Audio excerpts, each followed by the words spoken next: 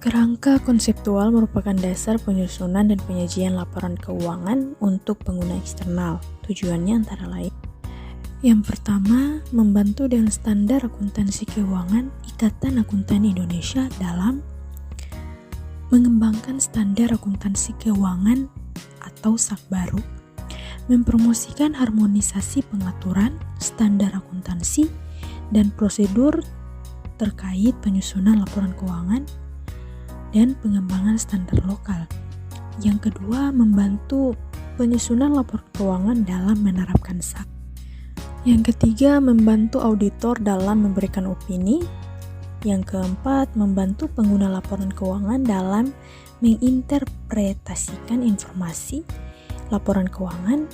Dan yang kelima adalah menyediakan informasi kepada pihak yang tertarik dengan aktivitas DSAK-IAI tentang pendekatannya dalam penyusunan SAK.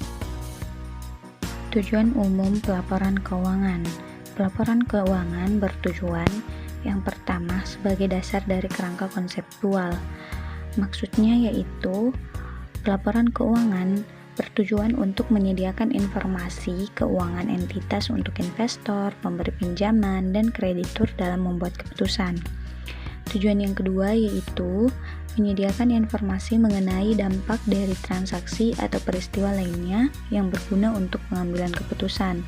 Informasi yang dimaksud di sini yaitu informasi yang mengenai sifat dan jumlah sumber daya ekonomik entitas dan klaim yang dapat membantu pengguna untuk mengidentifikasi kekuatan dan kelemahan keuangan entitas dengan menilai likuiditas dan solvabilitas.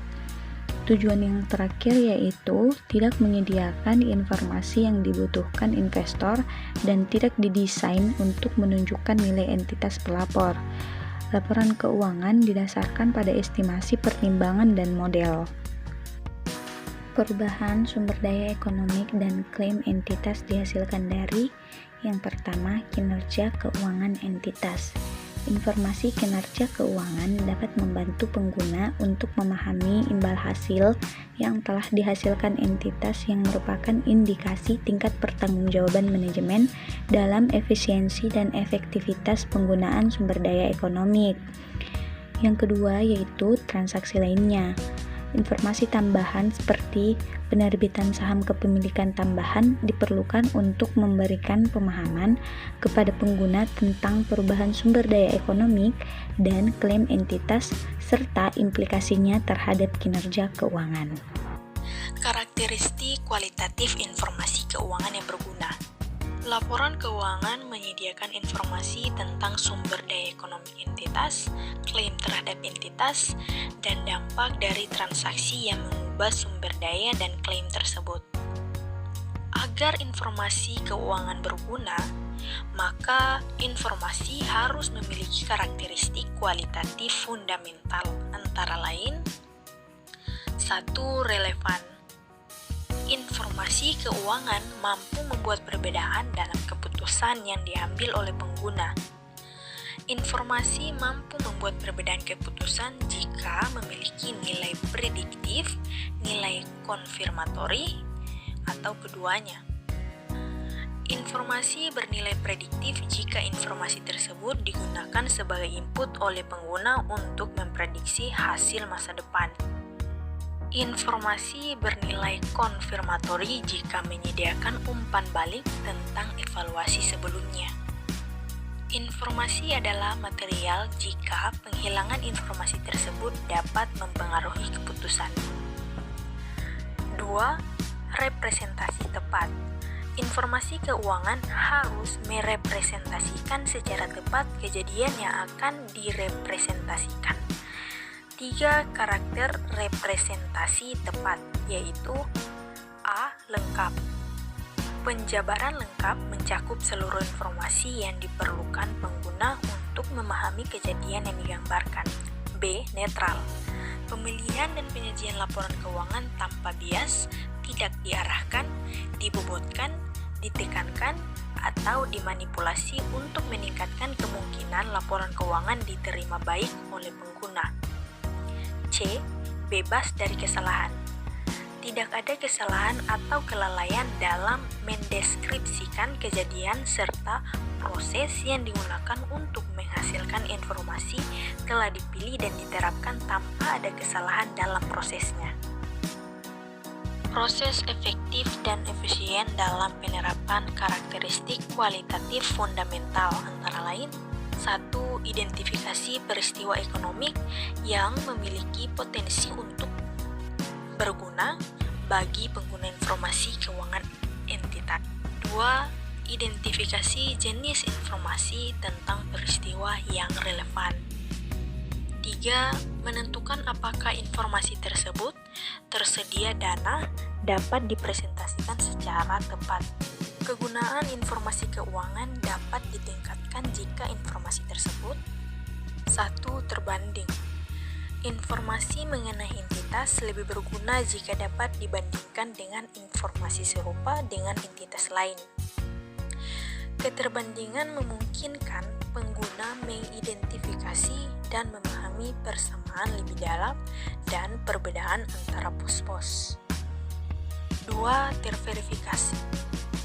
Membantu meyakinkan pengguna bahwa informasi merepresentasikan kejadian ekonomik secara tepat. Verifikasi langsung melalui observasi secara langsung. Sedangkan verifikasi tidak langsung berarti pemeriksaan input dengan menggunakan metodologi yang sama. 3. Tepat waktu. Tersedianya informasi bagi pengguna laporan keuangan pada waktu yang tepat. Semakin lawas informasi akan semakin tidak berguna. 4. Terpaham. Pengklasifikasian, pengkarakteristikan, dan penyajian informasi secara jelas dan ringkas dapat membuat informasi mudah dipahami. Penerapan karakteristik kualitatif meningkat merupakan proses yang berulang yang tidak mengikuti aturan tertentu. Pelaporan informasi keuangan menimbulkan biaya dan sangat penting biaya tersebut dapat dijustifikasi melalui manfaat dari pelaporan informasi tersebut. Kerangka dasar penyusunan dan penyajian laporan keuangan. Laporan keuangan menggambarkan dampak keuangan dari transaksi yang diklasifikasikan menjadi beberapa kelompok menurut karakteristik ekonominya. Kelompok besar dalam laporan keuangan yaitu: kelompok pertama, laporan posisi keuangan. Unsur yang berkaitan langsung antara lain aset, yaitu sumber daya yang dikuasai oleh entitas. Aset biasanya digunakan untuk memproduksi barang atau jasa. Entitas memperoleh aset melalui pembelian atau produksi sendiri. Selanjutnya, liabilitas, yaitu kewajiban kini entitas. Kewajiban biasanya timbul ketika aset telah diserahkan atau entitas telah membuat perjanjian yang tidak dapat dibatalkan untuk membeli aset tersebut.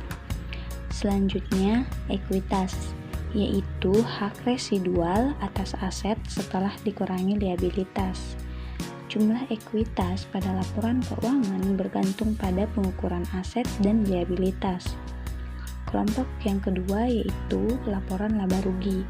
Adapun unsur yang berkaitan antara lain penghasilan adalah kenaikan manfaat ekonomi meliputi pendapatan dan keuntungan. Pendapatan berasal dari aktivitas penjualan, bunga, dividen, royalti, dan sewa. Selanjutnya yaitu beban. Beban adalah penurunan manfaat ekonomi yang mengakibatkan penurunan ekuitas. Beban mencangkup kerugian maupun beban biasa akibat aktivitas entitas. Kerugian biasanya dilaporkan dalam jumlah bersih setelah dikurangi dengan penghasilan yang bersangkutan. Pengakuan unsur laporan keuangan. Pos yang memenuhi definisi unsur harus diakui. 1. Ada kemungkinan manfaat ekonomi yang berkaitan dengan pos akan mengalir dari atau ke entitas. 2. Pos tersebut mempunyai nilai yang dapat diukur dengan andal. 3. Pengakuan aset. Jika jika besar kemungkinan manfaat ekonominya di masa depan diperoleh entitas dan aset tersebut mempunyai nilai yang dapat diukur. Aset tidak diakui kalau pengeluaran telah terjadi dan manfaat ekonominya tidak mengalir ke entitas. 4. Pengakuan liabilitas. Kalau besar kemungkinan pengeluaran sumber daya yang mengandung manfaat ekonomi akan dilakukan untuk menyelesaikan kewajiban masa kini dan jumlah yang dikeluarkan dapat diukur. 5. Pengakuan penghasilan. Jika kenaikan manfaat ekonomi di masa depan berkaitan dengan peningkatan aset atau penurunan liabilitas. 6. Pengakuan beban. Jika penurunan manfaat ekonomi masa depan berkaitan dengan penurunan aset atau peningkatan liabilitas. Beban diakui atas dasar hubungan langsung antara biaya yang timbul dan pos penghasilan tertentu yang diperoleh. Beban segera diakui jika pengeluaran tidak menghasilkan manfaat ekonomi. Beban juga diakui saat timbul liabilitas tanpa adanya pengakuan aset. Pengukuran unsur laporan keuangan. Pengukuran yaitu proses penetapan jumlah moneter ketika unsur-unsur laporan keuangan akan diakui dan dicatat dalam laporan keuangan. Adapun dasar pengukuran antara lain, pertama, biaya historis, di mana aset dicatat sebesar pengeluaran kas yang dibayar pada saat perolehan dan liabilitas dicatat sebesar jumlah yang diterima. Yang kedua, biaya kini, di mana aset dicatat dalam jumlah kas yang harus dibayar bila aset yang sama diperoleh sekarang. Sedangkan liabilitas dinyatakan dalam jumlah kas yang tidak didiskontokan yang memungkinkan diperlukan untuk menyelesaikan kewajiban masa kini. Yang ketiga, nilai realisasi atau penyelesaian, di mana aset dinyatakan dalam jumlah kas yang dapat diperoleh sekarang dengan menjual aset dalam pelepasan normal, dan liabilitas dinyatakan sebesar nilai penyelesaian. Yang terakhir, nilai kini, di mana aset sebesar arus kas masuk neto masa depan yang didiskontokan ke nilai sekarang. Liabilitas dicatat sebesar arus kas keluar neto masa depan yang didiskontokan ke nilai sekarang. Konsep modal dan pemeliharaan modal. Menurut konsep modal keuangan, modal bersinonim dengan aset neto atau akuitas entitas. Pemilihan konsep modal didasarkan pada kebutuhan pengguna laporan keuangannya. Konsep yang dipilih menunjukkan sasaran yang akan dicapai dalam penetapan laba. Konsep modal menciptakan dua konsep pemeliharaan modal, yaitu pertama, pemeliharaan modal keuangan. Laba hanya diperoleh jika jumlah aset neto di akhir periode lebih besar daripada jumlah aset neto di awal periode. Yang kedua, pemeliharaan modal fisik. Laba hanya diperoleh jika kapasitas produktif fisik entitas yang di akhir periode lebih besar daripada kapasitas produktif fisik entitas di awal periode.